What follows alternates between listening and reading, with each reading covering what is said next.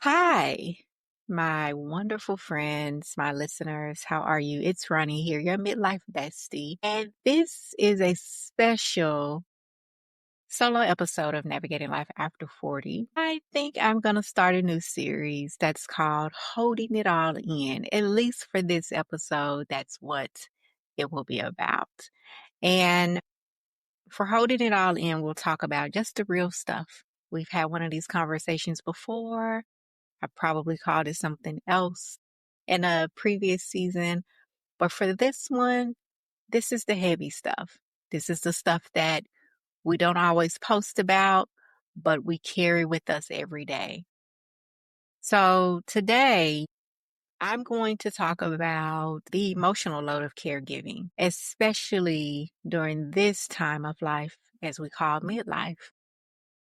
This is an unedited episode, which a lot of my solo episodes are.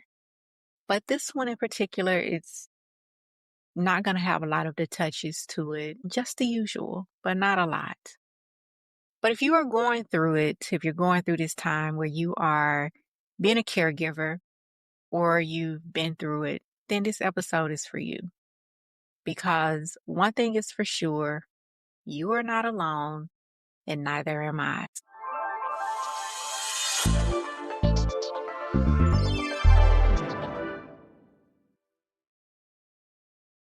Let's take a moment to talk about skincare that truly cares for your skin. Banish is a skincare brand known for creating clean, cruelty-free, and vegan products that help tackle acne scars, hyperpigmentation, and uneven skin texture. As we go through perimenopause and menopause, we often notice increased dryness and changes in our skin texture. That's why I love hydrating products like Banish's Brightening Vitamin C Moisturizer, which deeply nourishes and restores your skin's glow, and the Pumpkin Enzyme Mask, a gentle exfoliating treatment that leaves your skin feeling fresh, smooth, and radiant.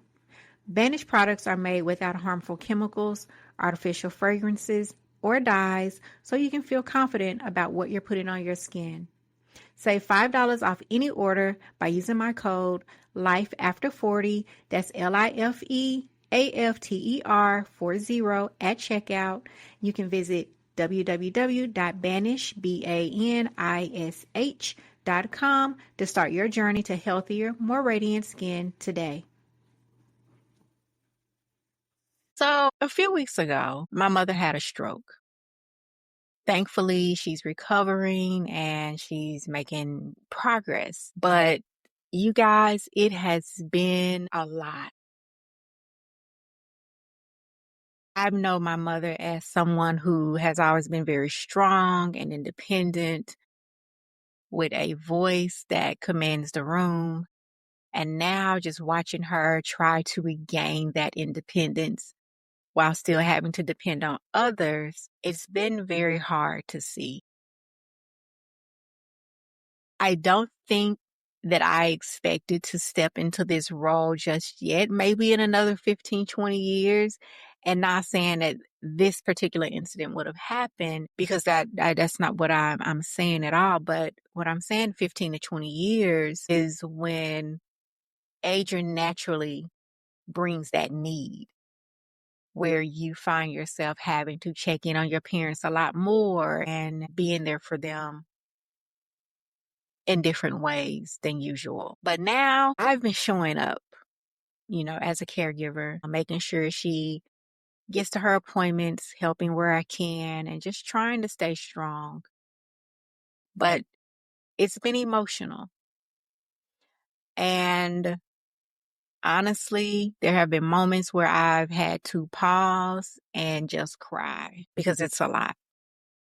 And granted, I'm not alone in this. I have a stepfather, I have brothers, but when you are a woman and you're taking care of your mom, that hits a little different. There are things that you're going to have to be able to do that they can't do.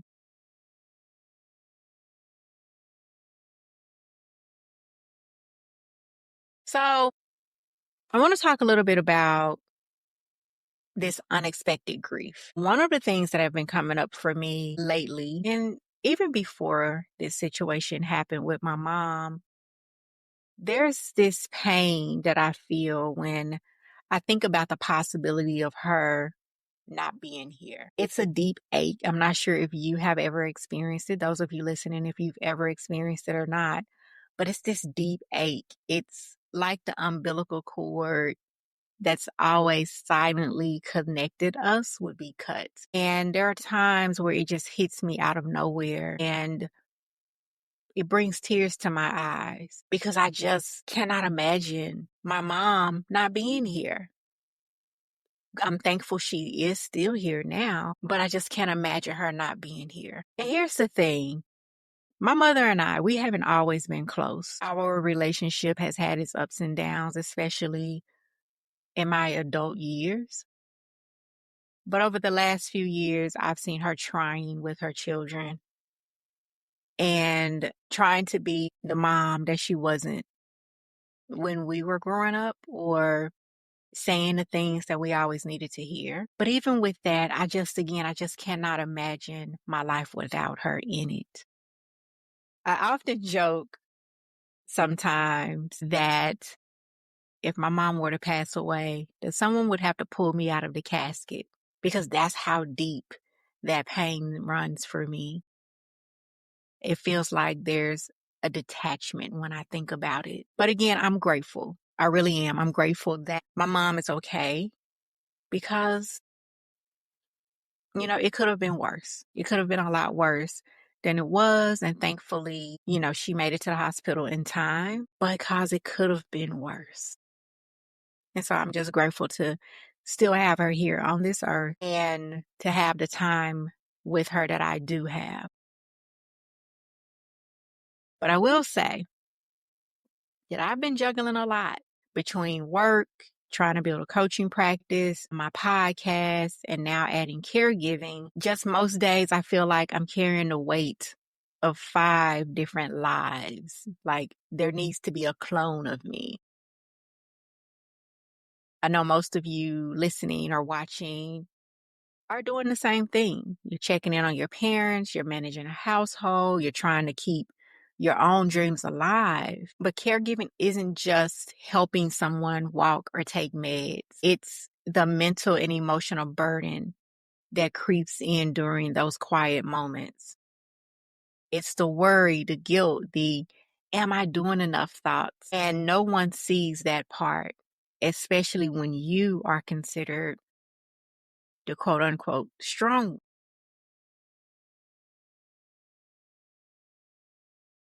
So what's been helping? I would talk about that. What's been helping me? It's been the small things. And those small things look like going to the gym. So in the evenings, I've been going to the gym with one of my friends. And that hour for me, it feels like it's mine. It's like a pocket of space where I'm not just a caregiver or a coach or a daughter. I'm just me. I can just pick up some heavy weights and I can just throw them on the ground when I'm done. And it's like getting out this frustration that I'm holding on to. I've also found myself recently diving back into old grad school notes, things I haven't touched in nearly 20 years. For most of you, you may not notice, but my background is clinical psychology. Lately, I've just been relearning how the brain works, although I know how it works. In this situation, I really needed to relearn some things about how it works so that I can be a better support for my mom. I wanted to know how it heals after trauma. And again, how I can support the process, how me and my family can support my mom during this time. It's also reminded me of how powerful and how fragile we as humans really are. And it's also helped me approach this whole situation with more compassion for my mom and also for myself.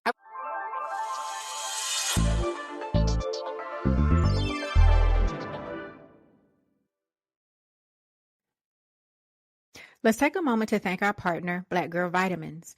They provide wellness products specifically designed for women of color, including their amazing menopause support vitamins. one of my favorites, Chill, is specifically designed to support menopause and perimenopause symptoms. Visit www.blackgirlvitamins.com and use my code NAVIGATE to save 20% off your first purchase. I will say this because I know it's hard. It's been a hard few weeks for me. But if you are caring for someone right now, I just want to say that I see you. I really do. And you are allowed to cry. You are allowed to take breaks. You are allowed to feel everything you're feeling without apology. This isn't about doing it perfectly. It's about surviving something really hard while still being a human. And even when you feel like you're holding it all in, I hope you know that you are not alone. Although this episode was very short and I wanted to just get this out today, I would love to hear from you if this episode resonated with you. You can send me a DM on any of the social media sites, with the exception of X, of course, at Navigating Life After 40, or leave me a comment under the post notes. I really want these episodes like this, holding it all in, to be a place where you and I have honest conversations. And I do feel that this is just the first of many. So I want to encourage you, if you are someone who is a caregiver, to please take care of yourself this week. And remember, even when you're holding so much for everyone else, there's still space for you. Even right here on the podcast. Thank you all for listening. And also, do me a favor and leave me a review on your favorite podcast platform. It helps me to rank higher in the charts and to reach more amazing people like yourself who are navigating this thing that we call midlife. Until next time, I will see you all later. Have a good one. That's a wrap for this episode of Navigating Life After 40. I hope you enjoyed this conversation just as much as I did. If you love what you're hearing, be sure to hit that subscribe button so you never miss an episode. And if you're feeling generous, leave me a review on your favorite podcast platform. This helps me to reach more amazing women like yourself who are trying to navigate this amazing life. Thanks for tuning in, and until next time, keep living your best life.